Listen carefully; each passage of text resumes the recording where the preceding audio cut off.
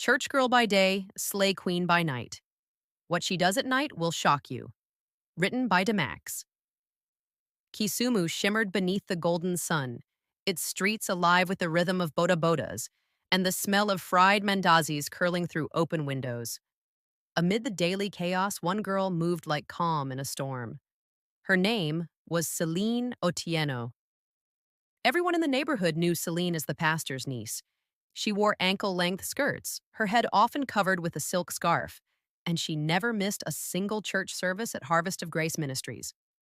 With her soft-spoken nature and angelic voice, she was the pride of her aging aunt, Mama Ruth, and a favorite of Pastor Daniel, who frequently praised her from the pulpit. If every girl in Kisumu could be like Celine, he once said, this nation would be blessed. Celine was the face of youth ministry, always seen leading prayers, organizing women's fellowships, and comforting troubled teens after service. She was the kind of girl parents pointed at and said, that one, follow her example. But what no one knew was that every night, the girl in church lace transformed into a vision that left jaws dropping and tongues wagging. At exactly 8 p.m., the door of Celine's modest room would lock, the curtains drawn tight. Her hands would tremble slightly as she undid the bun holding her hair and tossed her church scarf onto the bed. The transformation took time. She unzipped a hidden compartment beneath her bed, revealing wigs, designer dresses, heels, and makeup kits. In under 30 minutes, Celine the church girl would vanish, replaced by Sele the slay queen. Sele was a trending topic. Her Instagram feed glistened with party lights, club scenes, and high-end fashion. Her followers doubled every month. She was the girl every man wanted on his arm and every woman wanted to imitate or secretly envy. But Sele's nightlife was more than just parties. While many thought she was popping bottles with celebrities or sleeping her way to luxury, the truth was far more complicated and far more dangerous. At midnight, Sele would sneak out from whichever club she had been seen at and make her way through the darker alleys of Kisumu. These were streets where children slept on cardboard, where whispers of missing girls haunted every corner, and where danger lurked behind every grimy door. But Sele was fearless. She would knock once, then twice, on a hidden metal door behind an abandoned warehouse.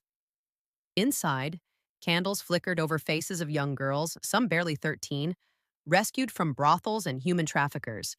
Sele, not Celine, was their hero. Tonight, she came bearing painkillers, secondhand dresses, and bags of food. She had arranged for one of the girls to be transported to a safe home in Eldoret. Thank you, Auntie Sele, whispered Achieng, a 12-year-old with burn marks on her arms. Sele knelt down, wiping the girl's tears. You're not alone, baby, not anymore. By dawn, she would sneak back into her room, wash off the glitter, and return to being Selena Otieno, the church girl with a spotless record. It wasn't always this way. Celine once had a sister. Her name was Brenda. Beautiful, loud, and ambitious. Brenda had dreams of becoming a news anchor, and when she didn't qualify for university, she left for Nairobi, swearing she'd make it on her own. She never came back. A year later, a corpse was found in a shallow ditch in Kayoli. Burn marks, needle wounds, broken fingernails.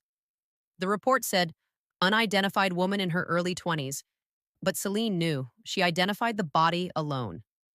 Their mother had already died of heartbreak the year before. Celine returned home, destroyed but determined. She joined the church to survive, but she vowed one thing at Brenda's grave. No girl will suffer what you did, not while I breathe. That was the night Sele was born. Sele was good at what she did. Too good. So good that people began to notice. Club owners whispered about a girl who always disappeared mid-party.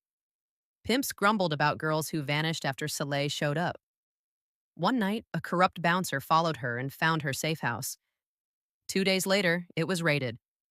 Celine watched in horror from her window as police arrested 3 of the girls she had saved. The building burned.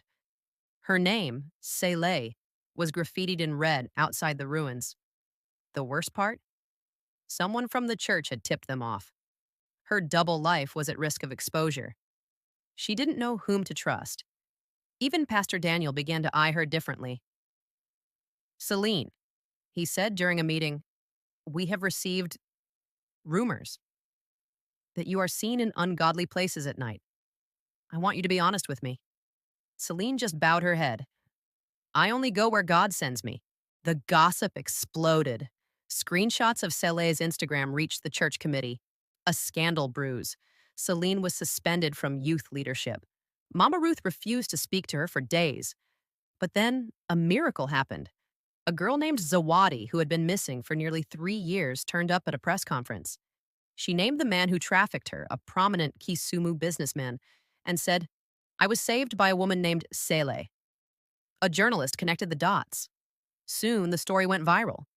Church girl exposed as secret savior of trafficked girls. At first, the church was silent. Then the church changed. Pastor Daniel took to the pulpit. "Celine did what we should have done. She walked into hell to rescue angels. We judged what we did not understand." The congregation stood and clapped. Today, Cele is gone. In her place stands Celine Otieno, no longer hiding. She founded the Brenda Foundation, named after her sister, offering shelter and vocational training for at-risk girls. She still sings in church, still wears her headscarf, but now her eyes burn with purpose. And whenever the choir sings Amazing Grace, she smiles to herself, because she was once lost too, and now she's saving others. Celine stood at the window of the new shelter compound built on the outskirts of town. The Brenda Foundation had grown beyond her expectations. With the help of donors, volunteers, and a few brave survivors turned staff, she now housed over 50 girls. But with growth came challenges. Zawadi, once the timid girl who barely spoke, had become defiant. She skipped therapy. She cursed volunteers. Celine saw pieces of Brenda in her, the pain, the rage, the need to fight everyone who tried to help. Late one night, Celine found Zawadi outside smoking a stolen cigarette. "You want to self-destruct?" she asked quietly. Zawadi glared. "Why do you even care?" Celine walked closer. "Because I see myself in you, and because someone once left me behind." One Sunday, after service, Pastor Daniel pulled Celine aside. "Have you considered politics?" She blinked. "Excuse me?" He smiled. "What you're doing, rescuing, empowering, building, is what real leaders do. Our county needs you." The thought terrified her. She had spent years hiding, years playing roles. Could she step into the spotlight? Zawadi, listening nearby, chimed in.